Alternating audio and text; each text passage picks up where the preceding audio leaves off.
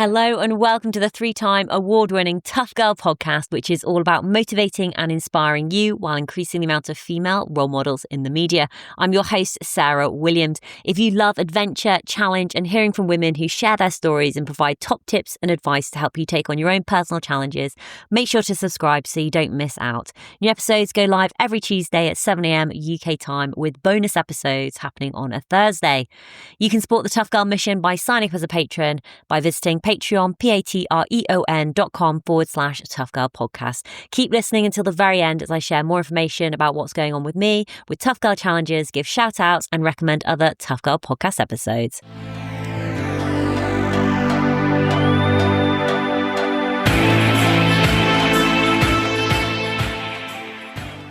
This is Annette. I was in the teaching profession. I was a teacher and a school librarian. I did that for many years and loved it. Really loved working with the kids. And we decided to retire in 2015. But before that, we did a lot of backpacking, just like we would take 3-day or 2.5-day weekends and do short backpack trips and do a lot of backpacking that way. We're both pretty familiar with longer, doing 2 and 3 week trips. So we gave ourselves, for our retirement present, we gave ourselves the trip doing the through hike on the Colorado Trail. And that trail can hook you. That's a great trail. And we got kind of hooked on the whole idea of the long hikes. It was great. So we've been traveling and hiking since then, pretty much full time. I didn't necessarily, when I grew up in California for the most part. We moved to Colorado when I was a senior in high school. So, you're outdoorsy when you're in California, but I didn't really get into the hiking and traveling across the Southwest part till I moved to Colorado, and then really got into that. And so we've kind of continue to pursue that. And we both love the Southwest. We recognize that we are Westerners. So we go and we do other things, like we hiked the Appalachian Trail and we had a blast. It was awesome. But we're like, oh yeah, with our spirit, like the Western United States kind of resonates with our soul. Mm-hmm. And my name is Christie, and I was born in Washington State, here in the United States, but really moved when I was 8 to Colorado, the state of Colorado, which is very outdoorsy and mountainous. And, grew up in a family that, we didn't have a ton of money. So our vacations were always out in the woods with a tent and running around. And so we always had, me and my siblings were always out adventuring and, kind of got into sports. I played basketball, went to college on a basketball scholarship, and always was active and loved doing a variety of different things. But as I got older, I just really, really enjoyed the backpacking. We do a lot of cycling and different things, but the backpacking I just love. I love having everything I need on my back and just being out there for long periods of time, being in nature. And my career, I was a therapist, a mental health therapist. I had a private practice downtown Colorado Springs, and I worked a lot with children with early trauma. So a lot of kids in foster care and adopted kids that were having a hard time early on. So I did a lot of that. I love my job, but we decided in 2015 to just end that chapter because, we just kind of felt like life is a gift and it goes by really fast, and we want to live it up while we can. And we wanted to do all of the hard things that we could do for as long as we can. Mm-hmm. And so we just wrote a new chapter for ourselves. We didn't leave our jobs like being burnt out. We just said we just need to write a new chapter and try some new things. So at that point, we sold everything we owned and got an RV. We started rolling around in an RV and wanting to see all the national parks and things like that. And then we decided to start doing these long distance trails. We did the Colorado Trail, which is a 500-mile trail. But then we wanted to do the Appalachian. And we were like, well, let's do the Triple Crown. Why not? So we spend half of our year in the RV and half of the year on a long trail, basically. It's kind of been our life in it's been 10 years now since we started full-time RVing. Yeah. Oh, fantastic. And how did you two meet? Oh, we have a great meeting story. where I lived in my house, it's a weird corner of my yard touched part of Christie's sister's backyard. And I was out there messing around doing something, and her sister Melody over the fence said, "Hey, we're building a sweat lodge over here. Do you want to come over and do it?" And I was like, "Oh yeah, who's going to say no to a sweat lodge?" So I think it was the next day or something. Yeah. So, I put on my little red flannel robe and walked down the sidewalk around the corner and come over to the backyard. And that's when I met Christy. Yep. In the sweat lodge. And Christy and I, okay, now I'm not really bragging but this is Tough Girl podcast, so this is fitting. This is true, though. So it was a real sweat lodge. These women were from Garland, Colorado, and they knew their stuff. This was part of their personal practice stuff that they did. And so, I mean, a lot of people that came in, I bet you there were like 10 people at the beginning. A lot of people, when they first start, people are just like bailing out the door immediately. But Kristy and I made it. We were the last two in there. We were just like, okay, we can do this because it's that mental tough piece. So I was like, this person's pretty tough over there. That's how we met. And let me just say, a sweat lodge, is that like a sauna?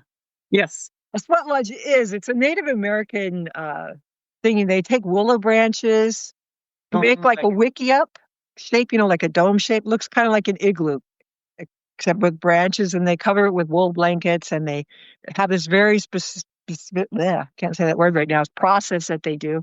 You build a fire in there, and they burn a certain kind of wood, and they have certain kind of rocks that they use, and they throw sweet grass on the fire.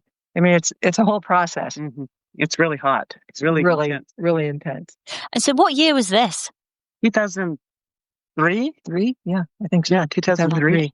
When did you start going on like adventures and stuff together? When did you realize actually this is something more, like I found my person? Yeah, 2005. Well, right at the beginning, we met for a coffee, and I said, what I really want to do with my life is walk the earth. I said to Annette, is what I would really like to do is just walk. She said, what? Because she had just told her sister the exact same. My sister had just asked me this question. Well, what would you really like to do? And I said, I would really like to walk the earth, to go places and just walk. So that's when it began, really. And then we started doing, we both had been backpacking and doing things like that. So we just started doing, we were working. So we just started doing weekend trips, and our vacations would be backpacking trips, stuff like that. So during our working life, we were doing adventures. We just couldn't do long because we had to get back, especially me. Annette would have the summer off teaching, but I didn't. I was in a private practice, so I would be, I couldn't take that much time off. I think 2 weeks. We did a bike trip in Austria, and that was my longest. I think 2 weeks I could take off. But we did a lot of adventures, but we always wanted to stay out longer. Like we always felt like going in nature was going home for us. Like we were out of our home most of our lives, and we would go home for these week periods. And we were, or a 2 week period. And so we kind of thought, God, it would be great if we could just stay out there for a long time. And so we kind of, there was a point when we saw a financial planner that we were kind of looking at finances. And Annette kind of, at that time, it just made us kind of think differently. Yeah, because this financial planner said to us, well, if you want to continue living the life you're at the level you're living now, this is what you need to do. Okay, you need to quit your public school job, and you need to work for 7 years and something else. And Christy, you're going to need to work for another 12 years or something, and blah, blah, blah. And that we were just like, wow, we're going to be too old to do anything at that point. If I waited 12 years, because I'm 7 years older than Christy. So if I waited an additional, however many years, 7 years after I retired for her to retire, then you're talking older. And it was a mind flip. Like you were just kind of taught that you get educated, you get a job, you buy the house, you pay your debt for the rest of your life. But it's just kind of this thing that you never really questioned, So once we started thinking about it, Annette said, God, what if we don't want to live like that? What if there's a different way to live? It was definitely like we changed this. There was a shift where we're like, well, what if we try and figure out how we can live the absolute cheapest way Mm-hmm. And do the things we love. and do the things we love? Because we're not wealthy people. We didn't come from wealthy families. We weren't, it's not like you're just set. We had to make. Hoping that somebody wealthy is going to show up and say, oh, by the way, I'm your uncle. But we just thought, well, we could do it. Maybe we can do it different. So it made us start thinking differently. And so then we made a 5-year, at some point in there, we made a 5-year plan that we were going to pay all of our debt, sell everything we own, and just head out. Start and be out there. And we knew nothing. I mean, we knew nothing about RVing. When we got our RV, we didn't even have a truck. Mm-mm. So we got it, and the guy delivered it to a friend of ours' property, and then we got a truck, and we were like so nervous when we first took it out. We had like the manual Mm-hmm. to hook it up. I'm like, okay, here's what we do. We knew absolutely nothing, and we had this giant that we're actually sitting in it now. Our fifth wheel that we got originally is huge. It's huge. It's like this giant behemoth thing that you're pulling behind you. It was something, but it was like us. It was a huge step of faith to just say, hey, all these other people are doing this, and they are making it. We can do it. Right. We can figure it out. Yeah. Do you mind me asking how old you are? Yes, I'm 60. I'll be 61 next month. And I'm 67 right now. So you started doing it 10 years ago. So Right. 50, 51 and 57. Yes. I get it. Like, I really understand. Like, I'm, so like when I turned 40, so I'm 43 now, but when I turned 42, or maybe I turned 40, I don't know. I started to lose count. But I started thinking, wow, in 17 years, I'm going to be 60. So if I want to do one big challenge each year, I've only got 17 challenges. What are the challenges? What are the adventures? And that's obviously hoping that I maintain my level of, health and fitness and wellness, because, it does. And this is, obviously I believe in health and fitness at any age, but you've just got no guarantee of that. And it does become slightly harder and more challenging, and sometimes so the trails will take longer to complete, or you have to do it in a slightly different way to adapt for it. So I love this 5-year plan, to be honest, and this mind shift change as well. I just think is so powerful when instead of asking the question, it's like, well, actually, what is the cheapest way that we can live? How can we follow our passions, follow our interests? So you did mention a couple of things, and I'm quite a practical, logical person.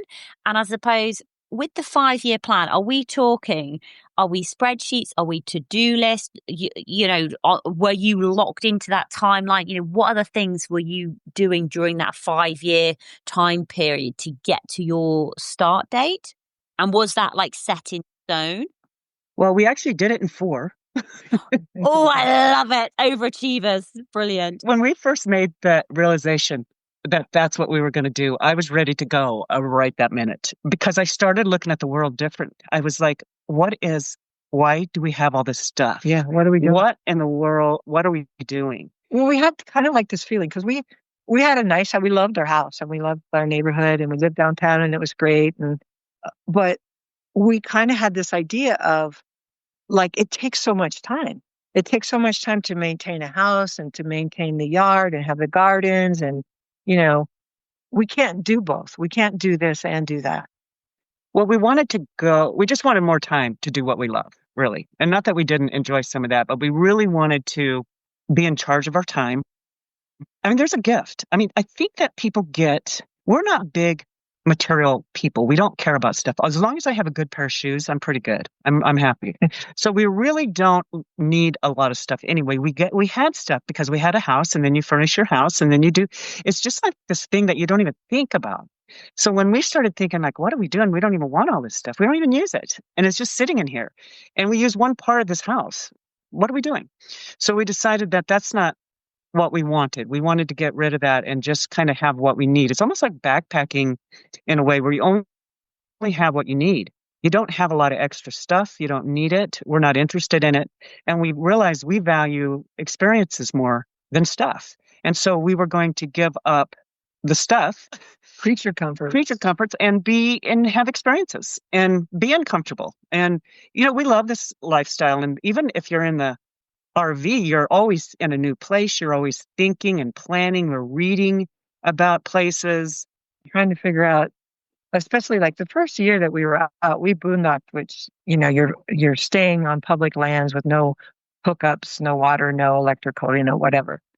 We did that pretty consistently. And you really have to be like thinking on your feet. You have to be resourceful and flexible. And, it was really fun. After the first year, I said to Christy, I said, oh, this was so worth it. I said, even if we only got to do it for this 1 year, it was totally worth it. And, the United States is huge. So in so many places and national monuments and national parks. And so we spent time just traveling in the United States. And we had a dog at the time, and that was part of it too. Because once we didn't have that responsibility is when we decided to do the really long trails. And because it's always been something that I've wanted to do.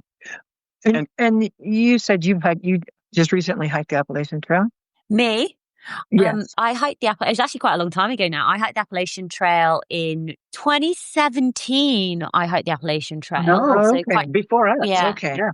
When you do a really long trail like that, and we hiked it in 2019, I turned 62 on the Appalachian Trail.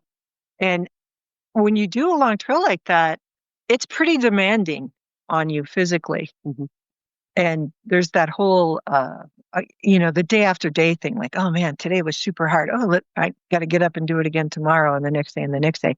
And you realize, like as you said, we have to kind of look at, okay, what are some of these great adventures that we want to do? Mm-hmm. And I loved it. I loved being out for a long period of time. We did. We both did. We both did. Just love being out there. Totally, it's like we always call it the parallel universe. You're totally disconnected from the real world in a way. It's like you're in that corridor of a trail with all the same people, and that feeling. And I just loved it. And our thing was, let's see if our bodies will hold up. Let's just go and start. We'll start slow and build, and just see if our bodies will hold up for the long haul.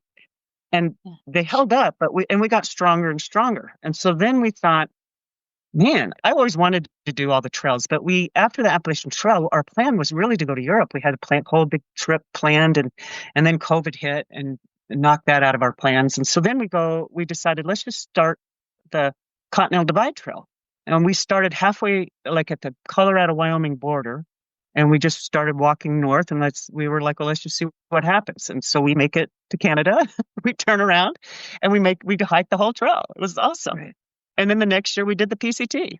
And it was I loved being out there for long periods of time. I loved the people. I did not know the biggest gift of the entire thing would be the people we met, but we have met amazing people and stay in touch with a lot of them on our journeys. And the people that you meet and just the experience of being out, like when you're out day after day, and you have so much. You have the feel of just walking on the earth, just like, oh, today I'm going to walk. And that is kind of exciting, I mean, sometimes certainly it can be a drudge and it can be all of that, but it's like, oh, wow, today I'm going to walk. And you have that the sky, the vegetation, the trees, the air on your face, all of it, that whole experience. And then at night you have that starry sky thing, and you're just like, oh, wow, this is so awesome to have this opportunity. You just loved it. It's just so simple as well. And I think the thing that I really love about the backpacking is you've just got everything you need on your back, and you don't I'm quite a feral hiker, so I have like my walking clothes and a top to sleep in. There's not much sort of extra. I mean, I still have my phone. On my phone I've got Kindle and Netflix, and I have my battery packs, and I do have a pillow for my little bit of luxury, but it's just being out in these vast open spaces with these views, and you're outside for 10, 12 hours a day at a time, and it's just the simplicity. It's just thinking about, where do I get my resupply?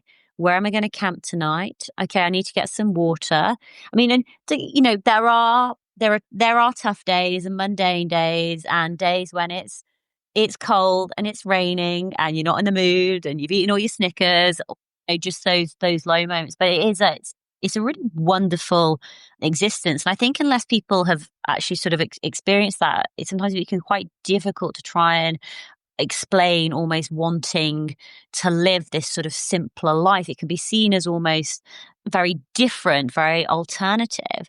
And I'd love to know, what did your friends and family say when you had the conversation? Did you have the conversation with them, at the start of this, look, we've got a 5-year plan in place. We're hoping to do it in 4. We will do it in 4, where we are going to sell everything. We are going to pack up. We are going to buy an RV. We are going to spend our time walking the earth.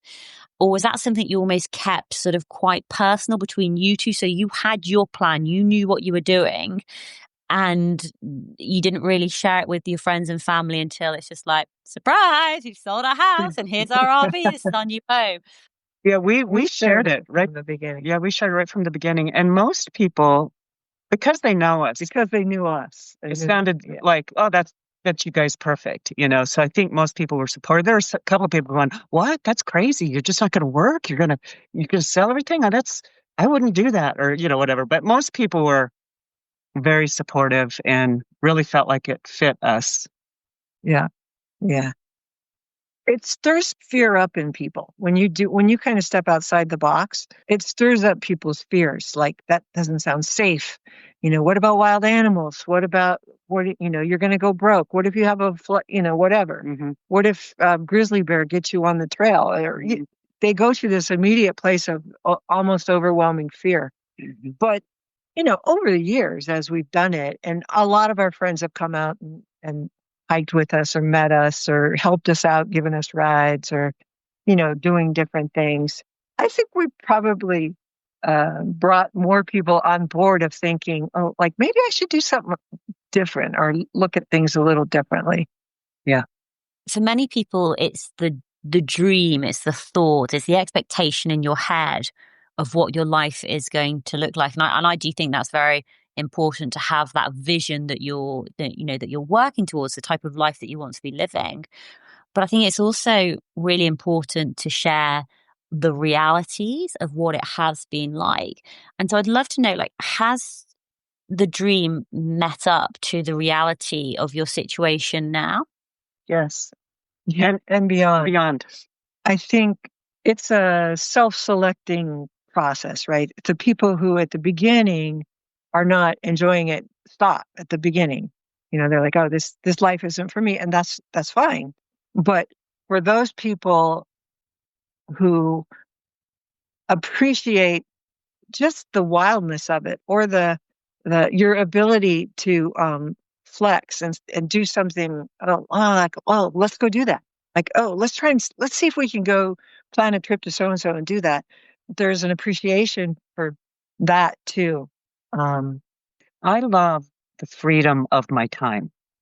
I love having, when we look at different people just in our lives, and there's people that are really focused on making as much money as they can make out of security, and maybe they just enjoy it, whatever.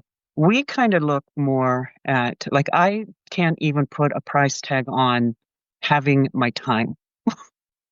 To create my life how I want to create it is the biggest gift there is. And we change it. We kind of sit down at the end of every year and start creating our next year of all the ventures we want to do, and research and talk to people. And there's so many places to go. You don't have enough time as it is. We want to just see as much beauty as we can. Our motto has been to expand the confines of our life until we die, that we are constantly meeting new people, learning new things, seeing new things. We love hard challenges, to push our bodies, right? To be uncomfortable, to not just be comfortable, to be uncomfortable where we don't know what's going to happen next, that we step out somewhere and let it unfold. And what we find is life unfolds more beautiful than we could even plan it. Yeah, embracing the uncertainty and the discomfort. Yeah. But that's part of the, uncertainty is part of the discomfort. Yeah. Definitely. And it's almost like we're working a job in a way, and the pay is your experiences, because you're working. We feel like we are constantly researching and reading and writing plans and talking to people, and researching where we're going in the RV and what we need to, whatever's going on. And, we do videos, we do those types of things that we're kind of like, feel like we're busy, but it's like a job of creating your life exactly the way you want it on your terms. And as women, I just feel like there's something about that that's just, I don't know, that you just claim your space in this world and you create it and you make it exactly how you want it. There's just something about it that I love, whatever we do. So I definitely don't get these vibes off you two, but I'd love to ask the question anyway, which is because you both seem so chilled and relaxed, and I can see you just having really good discussions. But in terms of disagreements or conflict, like, do you have those disagreements, types of conflict, or over when to do what? Or are you just so in sync that doesn't really happen? We're pretty in sync and we're very similar in the things that we like to do. But when we're planning different things, we just have a bunch of ideas and then we kind of say what feels, we're just, I think we're so open. Like if one of us says, I really feel like doing this trip this year, then the other one's usually like, yeah, that sounds great. I mean, I think we're just kind of open and flexible. If it's an adventure, we're both pretty good with whatever it is. So we never really have a disagreement on a plan of what we want to do. Yeah, and you can talk about something over an extended period of time. Like, this part sounds good to me, but I'm not sure about this part. We should really look at this part again and see if that's what we want to do. Or, as in a lot of traveling, having low expectations is a key to happiness, right? If you go into it thinking, I'm doing this for the experience, and not having this like, it's got to be this and it's got to be that, and we have a great time. We have a great time when we're lost and struggling. And yeah, we like to plan trips with a plan, but then leave it totally flexible. Like, yeah, we're planning this trip to South America, and we're going to do this. We've got this whole hiking part of the trip planned because you have to get the huts and different things. But the rest of it, we want to just be like, we have an idea, we have a framework of things we want to do, but we like to just go and be on foot and public transportation and make a plan as we're there and see what unfolds and not have every single thing planned. And so that's what we liked about the thru hikes too, is we would plan like, oh, we could get to that next town in 5 days. So we'll just get 5 days of food, but just kind of go and do how we want to. If we want to, if somebody would come along and say, hey, we're going to do trail magic, we'd like you to come and stay at our house, we'd be like, okay. And we would leave our plan and go stay with somebody and then come back. So we're not so rigid. It's like you have a thumbnail of what you're doing, but it's kind of like we're very flexible people in that. So if one of us said, oh, I'm not enjoying this, let's go do something different, we're totally good with that. It's really the adventure for us. For us, it's just being out there doing something. Yeah. Initially, when I first started getting into backpacking and stuff, and I remember planning the Appalachian Trail, and I look back on it now, and I just think I was just so naive. It's like, yeah, I'll do 17 miles there, and I'll do 22 miles here. I'll do this, like literally all planned out, and obviously none of it went to plan. And then It's funny. I mean, I really like, because I do need a plan. I need some sort of structure. And actually, I really like the word that you use, like having a framework and then leaving the rest up to what unfolds. And I think that can be really, really powerful. Yes. My expectations, so when I walked New Zealand, my expectation management was not good. My expectations were so high for this trip because it had been such a dream for so long.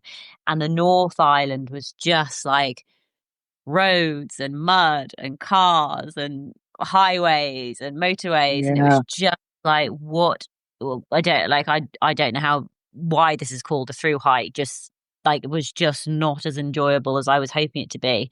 So my expectations, I dashed them for the South Island, and then luckily they were bet on that. So I do think that's a lovely way of managing things. And you mentioned South America. Is that the W Trail or the O Trail that you're going to be doing? Yeah, we're going to do the O Loop. Yeah. have you fallen naturally into like different roles of who does what? Like, have you just got your systems dialed in now? Or again, are you just sort of pretty flexible? If it's somebody, say like Annette, you were like actually really driving for the O Loop in South America. Would you be sort of more in charge of planning, or how do you divvy up the roles and what each person does?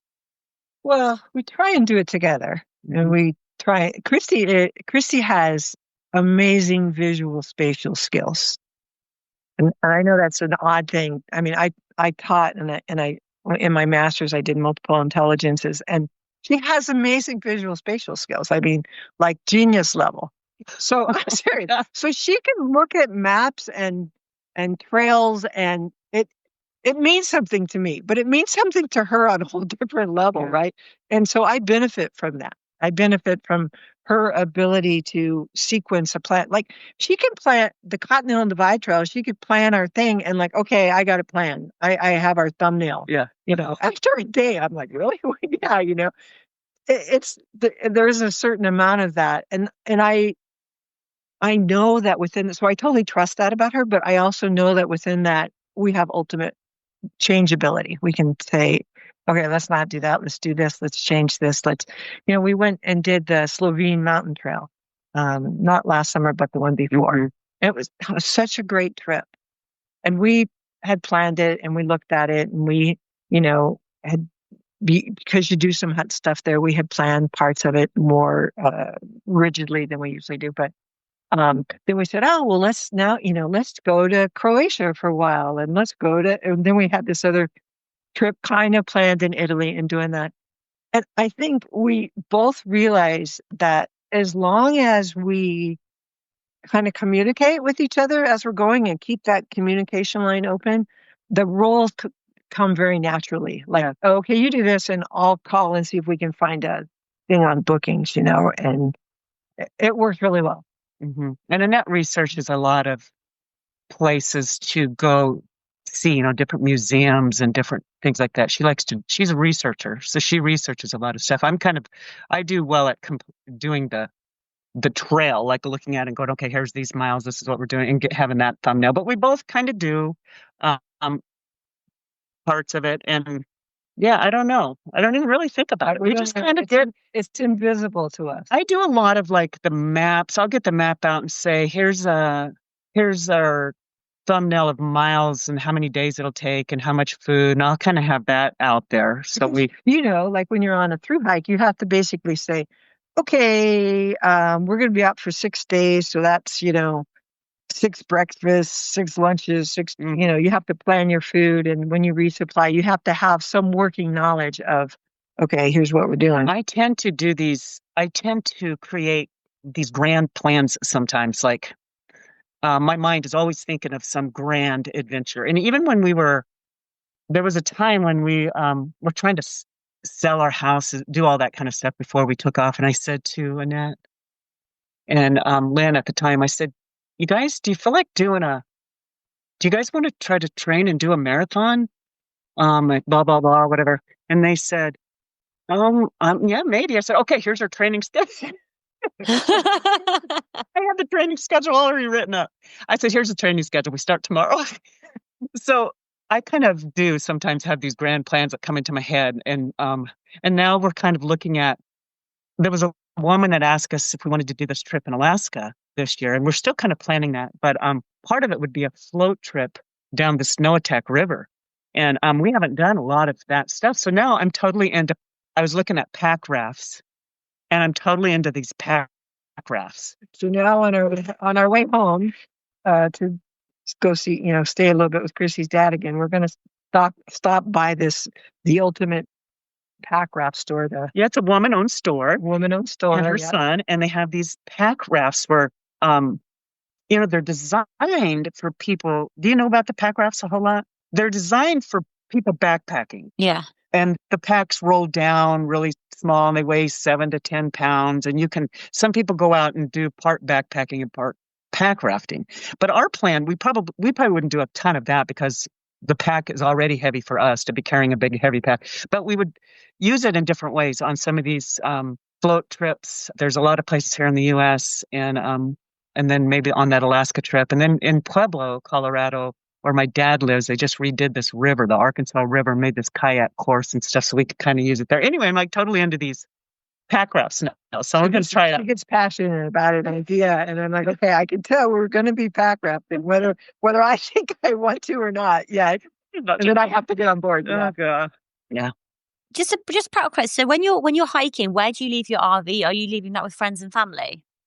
Yes, we So somehow now we have 2 trailers. yes. So we make this life work. So you make plans as you go. You find stuff out, right? Like we found out we belong to this escapees RV club, and then we found out they have these co-op parks where, anyways, it's complicated. Yeah. But so we're going to leave our big trailer here At the co-op park. at the co-op park. We have a spot here. We're going to leave it here in storage, and then our other trailer, our Airstream, we have.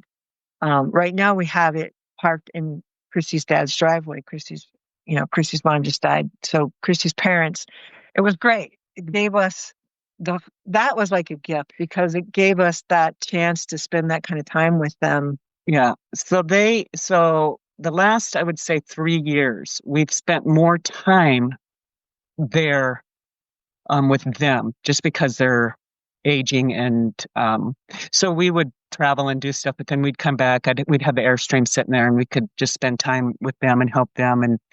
And so the Airstream is sitting there now. And at some point, that's the vehicle we'll use to travel in. We'll leave this big fifth wheel here at this co-op park for when we're here.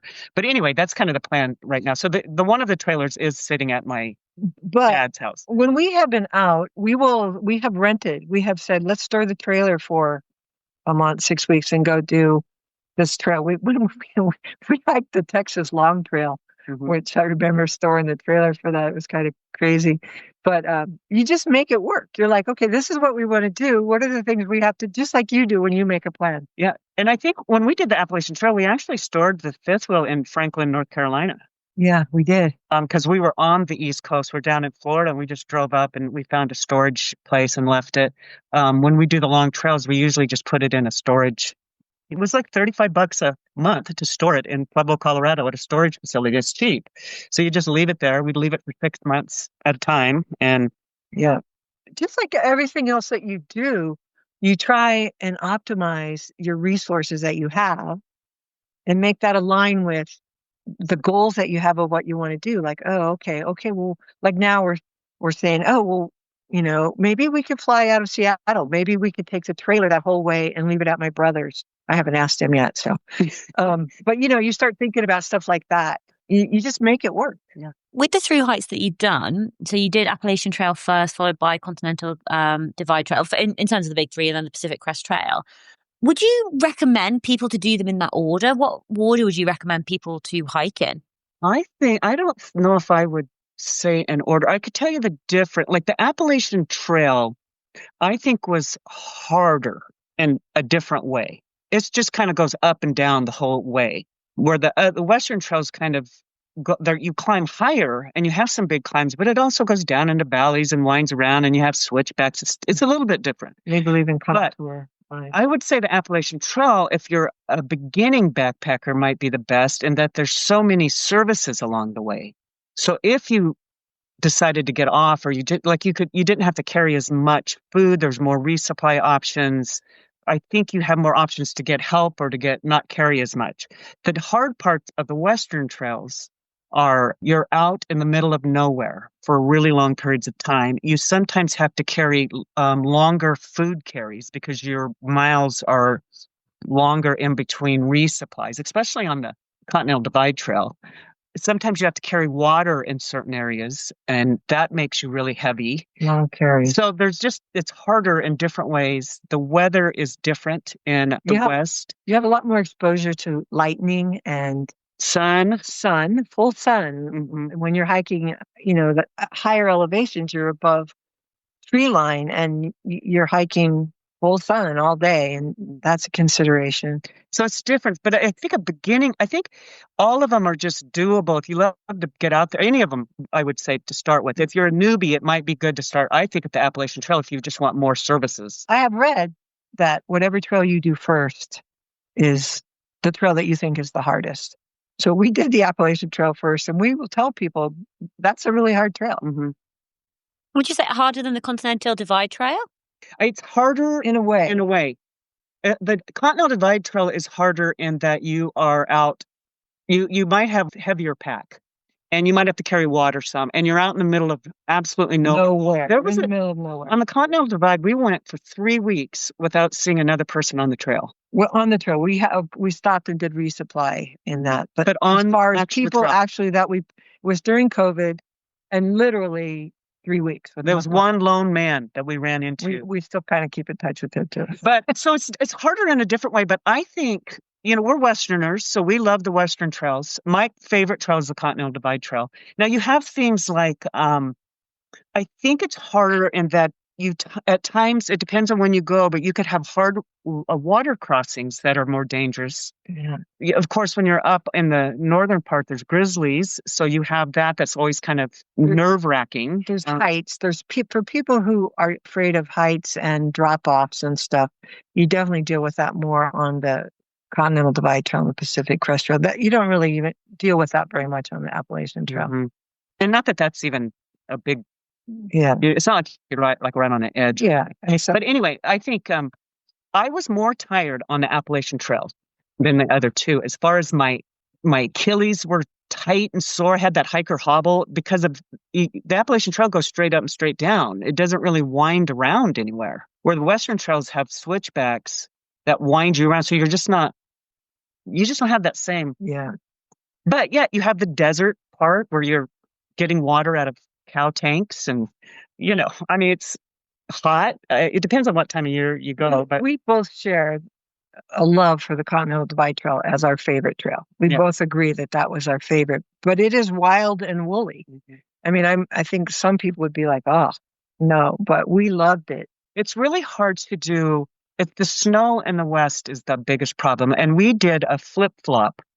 For one, it was COVID, and we on the Continental Divide, and we just thought, well, let's start here at the Colorado-Wyoming border and go north.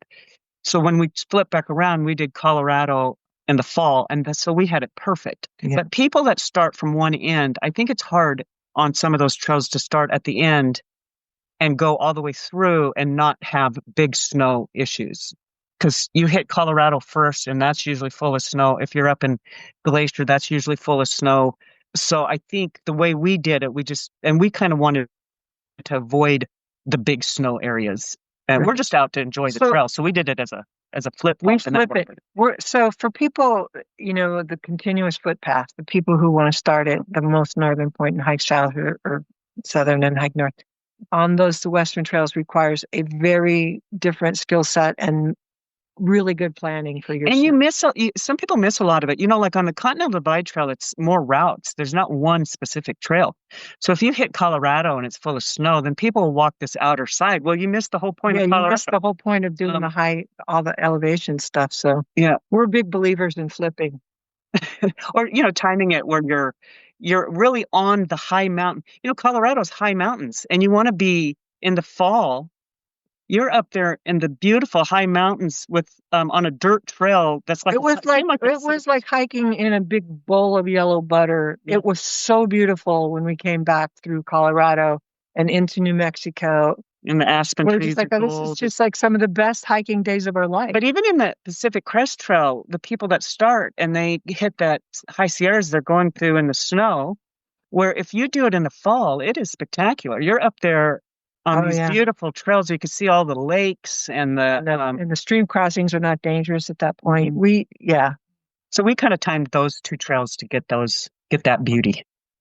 So you do actually have a YouTube channel where you share videos. Do you want to share your handle name and what type of videos are available on your YouTube channel? Yeah, so so the YouTube is Wander Women, Wander with an A, Wander Women, Kristy and Annette. And we just started doing videos. Really, our thought was to motivate women, older women and older people to get out and get moving, and that you can do a lot of stuff. So that's kind of what was our motivation. When we first started the channel, we were RVing, and I wanted my mom to kind of be able to follow along. But then when we started hiking the Appalachian Trail, we said, let's do videos of our adventures and maybe try to motivate older people to get out. So we just kind of started it then as we did the Appalachian Trail, and people started connecting with us on that YouTube channel. And we still have people from all over the world connecting with us. I mean, people in Scotland, when you're here, you could stay with us, and people, I mean, it's just been amazing. And we were in Canada, and we stay with people who watch our videos. And that's a story that unfolds because they feel like they know us, but we get to sit and listen and learn about them. And that's been hear their stories. Like one of the greatest things about doing that YouTube channel was the people we have. Great people we have met. I would like to say that the channel where we do talk about trying to inspire people to get out, and especially older people. And really, I mean, so if you just look at me starting at 57 to 67 now, the things that we have done in 10 years are just so amazing. And I'm just so grateful that we took a chance and took a risk and got out there and just started doing stuff. And we feel good. Our bodies feel strong. Because the more you do, the better we'll have ailments now and then, and we just are solution oriented. We find a way to rehab ourselves, and we just keep moving, and we seem to keep our strength, and we just plan to keep on going. I'd love to know what's your final words of advice for women listening to motivate and encourage them, to take that step, to get outdoors, to take on new challenges, to explore more of the world, to get walking more. Apart from just do it, what advice would you like to share? And you can take that in any direction you'd like. I think it's so empowering. Just start small. Like build success into wherever you decide to start. Like even if you say, I'm going to do a hike today, I'm going to plan a hike and I'm going to do it. Build success into it so that you start small. You figure out like, oh, this pair of shoes and this pair of socks are perfect for me. I can wear them and I don't have foot pain. You figure out the small details of, oh, I know I need to carry this kind of snack because I really start to bonk out there, whatever. You work out all of that stuff doing small things, and you set yourself up for that big success when you start doing harder things. Yeah, I think part of some of our feedback on some of our videos will be somebody will write, it could be anything. It doesn't matter what you do. I would just say, try to create your life where you're running your life, not where life is running you. Not where you feel like I just can't do this and I don't feel good. That you create a life that you feel really good. So whatever that is for you. So we'll have people that write, I'm 78 years old, but you've motivated me I joined the YMCA, and I'm going 3 times a week. Some people say, gosh, we've run into people, my 75-year-old mom just bought a bike and she's riding, or I've been walking around the neighborhood and now I'm up to 3 miles. It doesn't really matter what it is. I just feel like there's so many people that are unhappy, that are feeling like life is just knocked them down, or that they can't get up, or they can't do anything, or that their body hurts. Start small and find what you love and just do something. Because the whole key, I think, is you feel a lot better when you feel like you're in charge of you and your life, that you're running it, that you're spending your time the way you want to. And there's people that are in places where they're working and they're not in charge of all of their life, all of their time at this point in their life, but you're in charge of some of it. And I don't know, I just feel like I would say to people, life is a gift, a huge gift, and that we need to really recognize that and live it and make it great. Like, don't let it go to waste. Every minute is like precious to me. And, make it count. Make it, be powerful. Be in your power. Be in your power. Be in your power. Absolutely. Start small. Absolutely incredible to speak to you, Kristy and Annette. Thank you so much for coming on the Tough Girl podcast to share more about your passion and your life, and just best of luck with all your future adventures and challenges. Can't wait to follow along and watch them unfold on YouTube as well. Thank you so much. Thank you.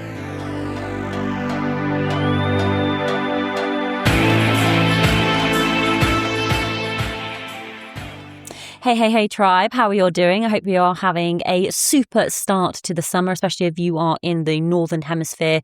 July, the sun is shining, and I, for one, am absolutely loving it. So what have I been up to? Well, let me tell you where I am at the moment. I'm currently out in Corsica hiking the GR20 with Alex. So Alexandra Mason, who has been on the Tough Girl podcast previously about 2 or 3 times now. We have been dreaming about doing the GR20 for so many years. I think we've been trying to arrange it for the past 3 years, but we've just never quite been able to get our dates aligned. But this year, the dates have aligned, and we are currently in Corsica hiking GR20. Let me tell you about the GR20. So Corsica's celebrated GR20 is considered the most difficult of Europe's GR long-distance routes, traversing isolated mountain terrain with steep, rocky ground that frequently calls for hands-on scrambling.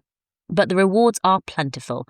Awe-inspiring and varied scenery, challenge and adventure, and an unrivaled opportunity to immerse yourself in the island's rugged mountain landscapes. I will be sharing this journey through Instagram, so please do come and follow along at Tough Girl Challenges.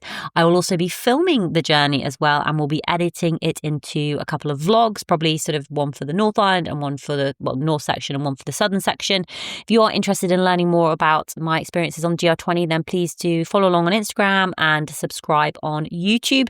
It's going to be a challenge, and one that I'm looking forward to. This is part of my training for the GR10, which I'm going to be taking on to celebrate the 10th year anniversary of the Tough Girl podcast. That's going to be happening this August. So I'll be starting on the 4th of August on the west coast of France at the very beginning of the Pyrenees mountain range, and walking the full length of the Pyrenees to the Mediterranean.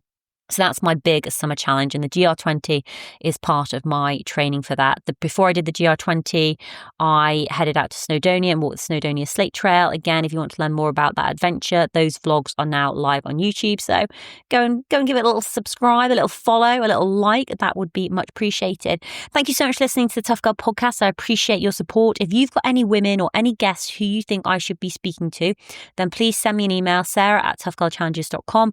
I do have a waiting list. It is difficult to interview all the incredible women out there just because there's so many amazing women doing epic challenges. But I do keep like a central list of women, and I reach out to them periodically whenever I do interviews. I'm going to be interviewing again at the end of September, beginning of October. So if you just send me an email, sarah@toughgirlchallenges, then I can add their name to the list, and hopefully we'll get to speak to them over the coming months or the coming years. But thank you again so much for listening. If you want to support the work that I do to increase the amount of female role models in the media, especially in relation to adventure and physical challenges, then please visit Patreon, patreon.com/Tough Girl Podcast, and you can sign up as a monthly or annual patron. It makes a huge difference having a regular source of income coming in each month, and allows me to fund the running costs of hosting what was coming up to 800 episodes. Which is pretty epic, isn't it? 800 stories of women doing badass challenges around the world, which is just incredible. And I hope you are one of those women. Even if you're listening to the podcast, I hope you're planning your next adventure, your next challenge, whether it is a day walk, a 5K, whether it's meeting up with friends in the park, doing something that you enjoy, that gets you outside your house, gets you outside your comfort zone. Take on a challenge that is meaningful for you. Thank you again for listening. All that's left for me to say is, wherever you are, whatever you are doing, give it your all. Give it 110%. Get after it. Go for it. Believe in yourself, because I believe in you. Take care. Lots of love, and I'll speak to you soon. Bye.